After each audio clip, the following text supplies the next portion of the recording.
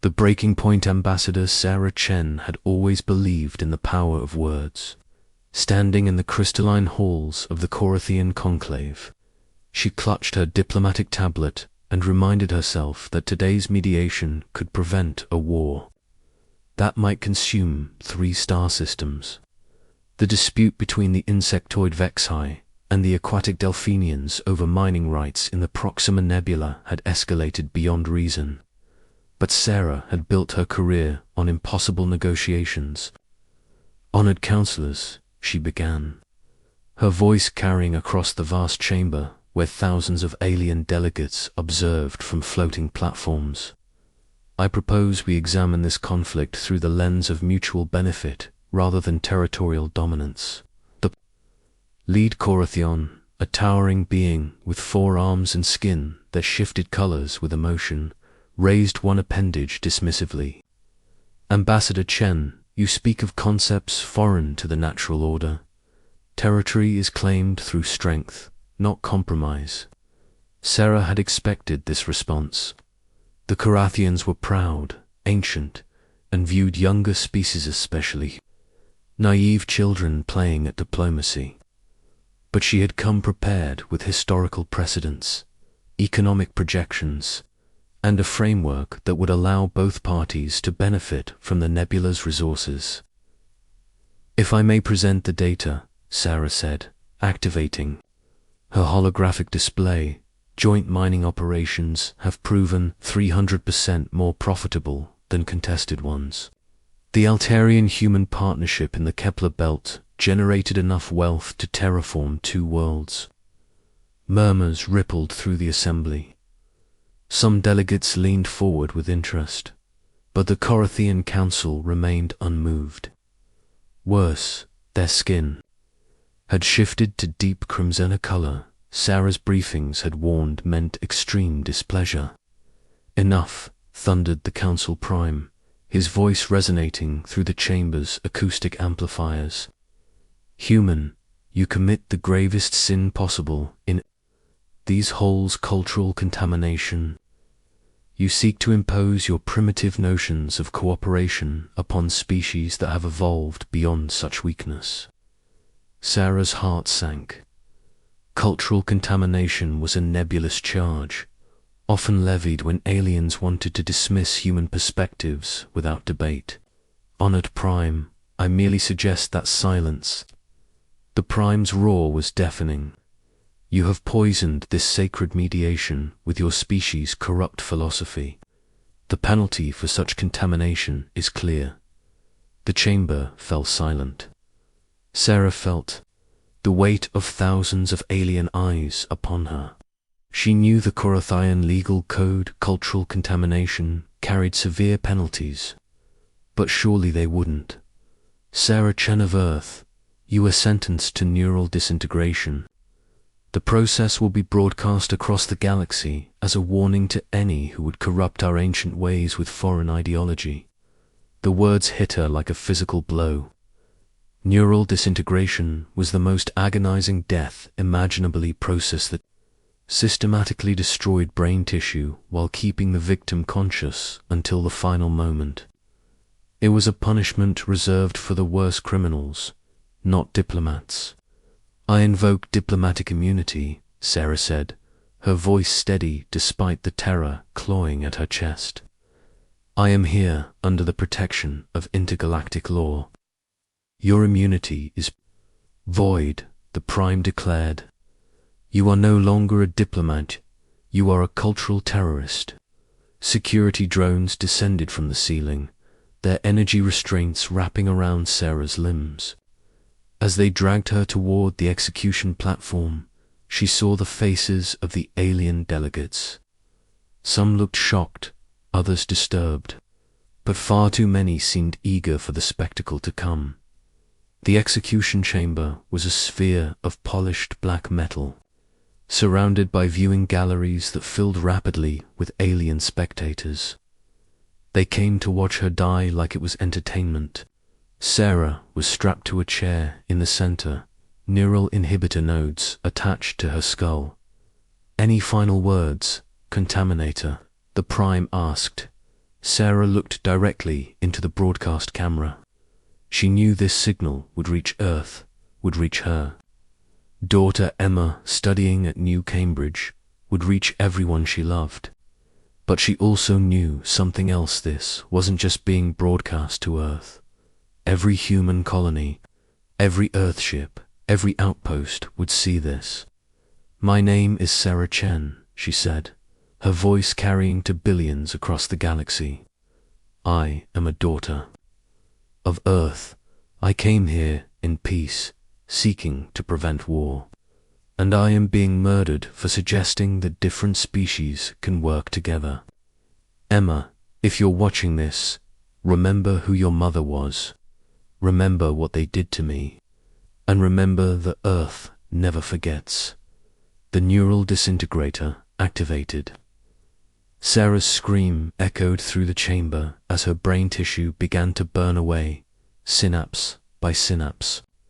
She remained conscious as they had promised, aware of every neuron dying, feeling her memories dissolve one by one. The alien audience cheered as her body convulsed. They cheered louder as she begged for mercy, and they reached a crescendo of approval as her final scream cut off, leaving only the smoking husk of what had been humanity's most gifted diplomat. The Prime raised his arms in triumph. "Let this be a lesson to all who would challenge the natural order. Weakness disguised as wisdom will not be tolerated." But even as Sarah's body cooled, her message was racing through quantum communication networks toward Earth. It reached the Sol system 17 hours later. Arriving first at the monitoring station on Luna, the operator on duty, a grizzled veteran named Marcus Webb, watched the feed once, then immediately routed it through military channels. Earth's president received the transmission in her secure bunker beneath the Swiss Alps. She watched in silence as Sarah Chen died, screaming, as aliens cheered the murder of a woman whose only crime was suggesting peace. When the footage ended, she sat in darkness for exactly 60 seconds. Then she picked up a phone that connected to only one number. "General Morrison," she said when the line opened. "Activate protocol, Crimson Dawn. Full authorization, no restrictions." There was a pause. "Ma'am, are you certain?" "Once they burned our diplomat alive, General. They broadcast it as entertainment." "Yes, I'm certain." Protocol Crimson Dawn had been designed in secret during humanity's early expansion into space. It was Earth's ultimate contingency, planned to mobilize every human military asset in the galaxy simultaneously, regardless of political boundaries or treaties. For 40 years, it had remained theoretical, a doomsday scenario that military planners hoped would never be necessary. Now it was active. Within hours, the protocol's activation codes reached human fleets scattered across 1,000 light years. Admiral Sarah Vega, commanding the 3rd Colonial Fleet near the Centauri shipyards, received her orders while reviewing routine patrol reports. She read the classified message 3 times before calling her senior staff to the briefing room. "Ladies and gentlemen," she said, displaying Sarah Chen's execution on the main screen. "Our diplomat was murdered by alien savages who think human life is worthless. Earth has activated Crimson Dawn. As of this moment, we are no longer bound by any treaty, law, or diplomatic nicety that doesn't serve human interests." Her weapons officer, a young man barely out of the academy, raised his hand. "Admiral, what are our orders?" Vega's smile was cold as winter on Pluto. "We're going to remind the galaxy why they should have left us alone. The first human strike came without warning. The Corinthian embassy on Kepler Station, a neutral trading post near the Galactic core, was hosting a celebration of Sarah's execution when kinetic missiles punched through the station's hull.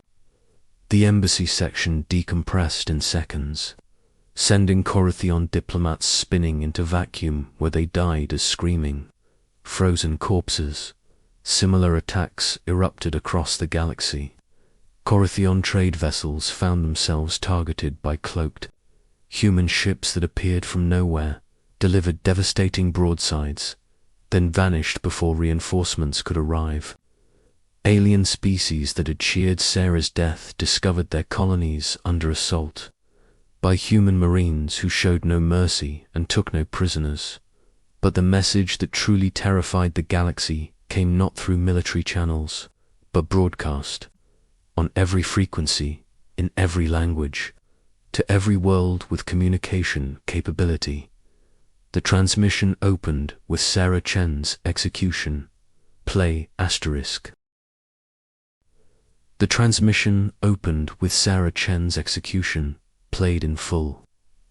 Then the image shifted to show a human in military uniform, Admiral Vega herself, standing on the bridge of her flagship. To every species, every government, every individual who watched our diplomat die and felt entertainment rather than horror, she said, her voice carrying the weight of absolute conviction, "You have made a grave error.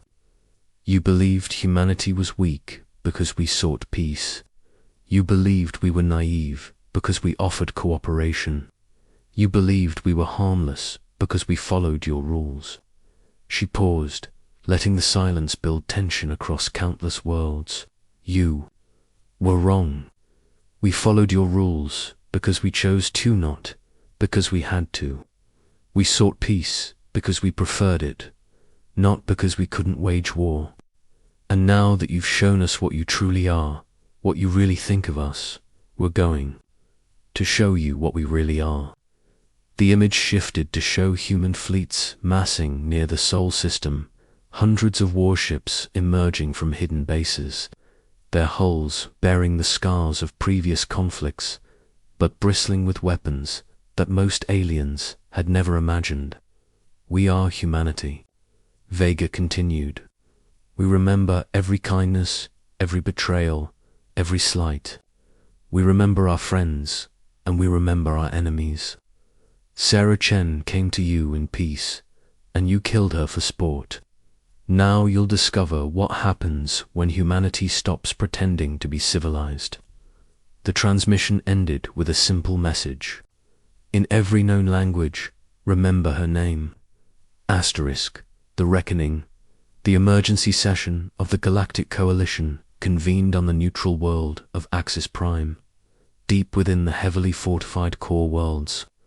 Representatives from over 200 species, crammed into the ancient amphitheater, their voices rising in a cacophony of fear, anger, and desperate strategizing. The massive holographic display at the chamber's center showed the expanding chaos red markers, indicating human attacks spreading like a virus across the galaxy's trade routes. "The humans have lost their minds," shrieked the Zephyrian delegate, her crystalline body chiming with agitation. "They're attacking diplomatic stations, trade convoys, even medical vessels." "Not medical vessels," corrected General Dex of the Corythian military, his forearms gesturing at the tactical display. "Only ships carrying Corythians, or species that publicly supported the Chen execution.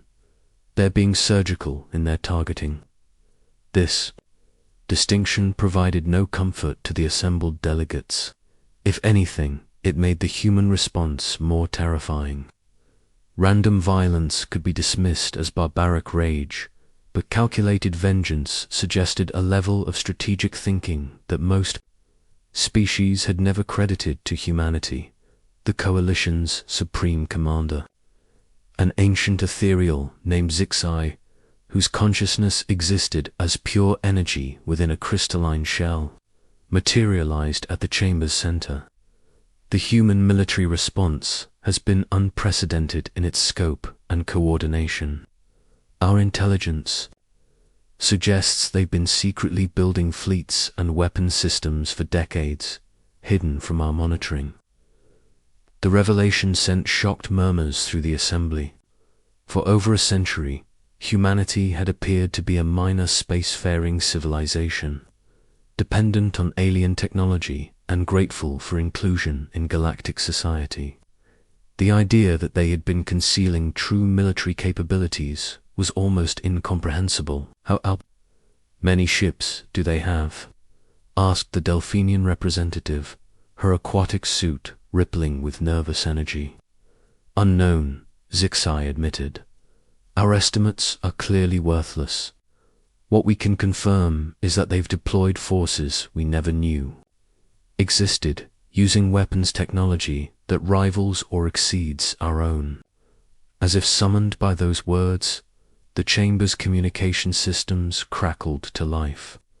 Every screen displayed the same image: Admiral Vega, standing on the bridge of a human warship. But now she wasn't alone. Behind her stood a dozen other human commanders, their uniforms bearing insignia from fleets throughout the galaxy. Honored delegates of the Galactic Coalition, Vega began, her tone mockingly formal. We understand you're having an emergency session to discuss the human problem. We thought we'd save you some time. The humans had somehow infiltrated their most secure communications network. Species that had considered themselves technologically superior suddenly realized how exposed they truly were. You've spent the last week wondering how we could possibly threaten your vast coalition, Vega continued. You've been calculating ship counts, analyzing weapon yields, planning conventional strategies, but you're thinking about this wrong. This isn't a conventional war, it's a reckoning. The image shifted to show human fleets moving through hyperspace. But these weren't the modest patrol groups that aliens had grown accustomed to seeing. These were massive armadas, dreadnoughts, the size of cities, carrier groups that could deploy. Thousands of fighters, support vessels bristling with weapons that shouldn't have existed. For 80 years, we've been building, learning, preparing, Vega explained. Every slight, every condescending comment, every generous treaty that left us with scraps, we remembered it all. We studied your weaknesses, mapped your supply lines, infiltrated your networks, and we waited. The tactical display now showed something that made several delegates flee the chamber in panic. Human ships were surrounding the core worlds themselves, having somehow penetrated the galaxy's most heavily defended space. Sarah Chen was our final attempt at diplomacy, Vega said. We sent our best negotiator to prevent a war that would have harmed thousands of innocent lives. You murdered her for suggesting that different species could work together. You broadcast her death as entertainment. You cheered while she screamed. Her expression hardened. Now you'll understand why that was a mistake. The transmission cut to surveillance footage from across the galaxy: human marines storming Corathene settlements, their powered armor shrugging off alien weapons, while their own guns cut through enemy forces like paper. Human ships emerging, from stealth to devastate entire fleets before vanishing again. Alien colonies going dark as human cyber warfare. Specialists turned their own systems against them, but most disturbing of all were the psychological operations. On every world, on every station, on every ship with communication capability, humans were broadcasting Sarah Chen's execution on a continuous loop. They forced alien populations to watch her die, to hear her screams, to see the joy on alien faces as she suffered. The message was clear. Remember what you did. Remember what you celebrated. Remember why we're coming for you. General Dex stood. Amid the chaos of the coalition chamber, his military bearing imposing despite the fear radiating from his pheromone glands. We must unite, he declared. Every species, every fleet, every weapon. Together, we outnumber them thousands to one. Do we? The question came from an unexpected source, Ambassador Kell of the Regelian Union, a species known for their analytical nature. Our intelligence has been completely wrong about human capabilities. What if our population estimates are equally flawed? Before anyone could respond, their worst fears were confirmed. The chamber's main display activated, showing what appeared to be impossible: human fleet numbering in the tens of thousands, emerging from hyperspace above Axis Prime itself. Admiral Vega's image returned, but now she was broadcasting from orbit directly above them. "By all means, unite against us," she said.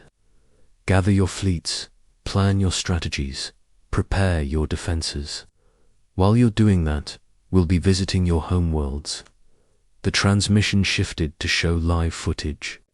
From the Corothian homeworld, human ships filled the skies above their greatest cities, weapons trained on population centers.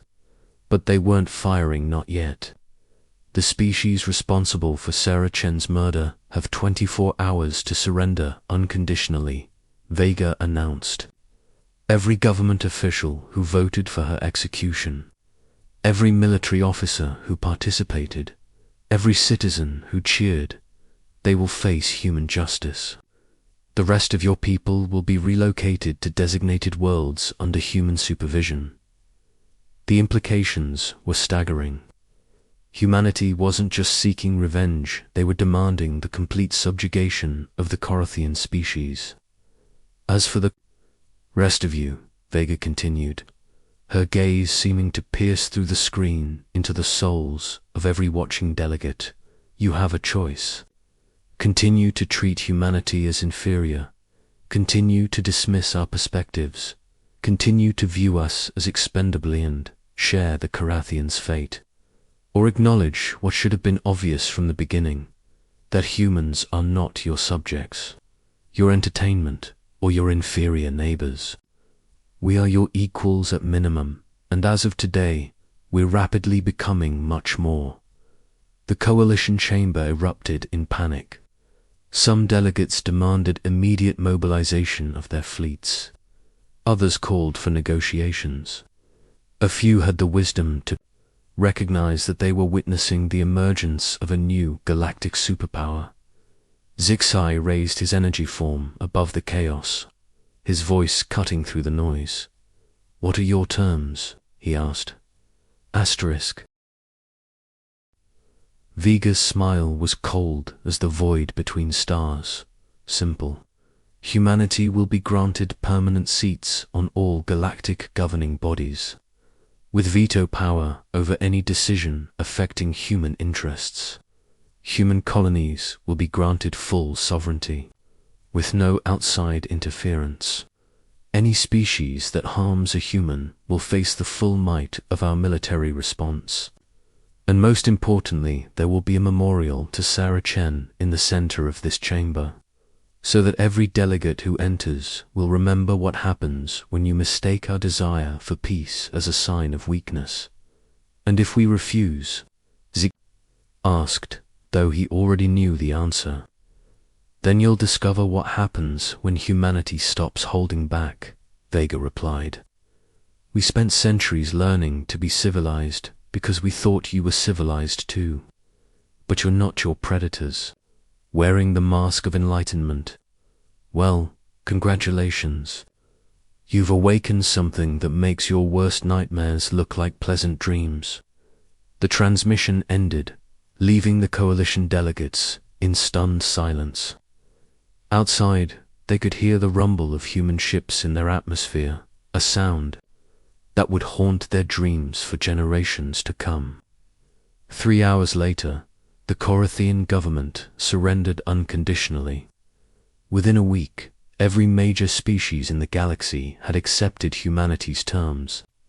The age of human subservience was over, replaced by an era where the galaxy's newest superpower ruled not through conquest, but through the simple understanding that some lines should never be crossed. The memorial to Sarah Chen was unveiled. A month later, simple black stone bearing her name, and the words she spoke before her death. Remember who your mother was, remember what they did to me, and remember that Earth never forgets. Every galactic delegate was required to touch the stone upon entering the chamber, a daily reminder that humanity's capacity for both peace and vengeance knew no bounds. And in the years that followed, whenever species contemplated testing human resolve, they would look at that memorial and remember the price of treating human diplomats as expendable entertainment. The galaxy had learned its lesson. Humanity never forgot its friends, but more importantly, they never forgot their enemies either. Asterisk.